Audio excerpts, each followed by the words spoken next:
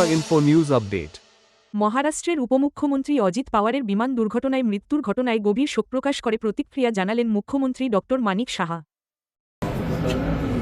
উপমুখ্যমন্ত্রী মহারাষ্ট্রে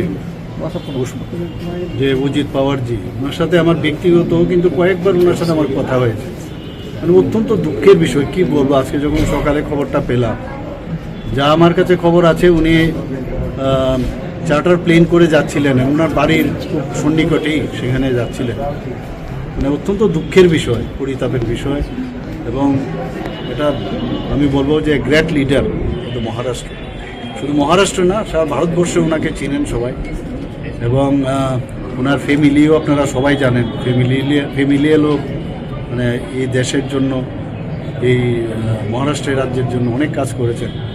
এবং he was a very simple person, so far I can remember he, very down to earth. এবং ওনার এইরকম একটা ঘটনা হয়ে যাওয়া সত্যিই ভারতবর্ষের জন্য একটা বিরাট লস হলো, মহারাষ্ট্রের তো হলোই। আমি ওনার এই লসের জন্য ওনার পরিবারের যেন ওনারা ভগবানের কাছে প্রার্থনা করব, তাদের জন্য শক্তি দেয়।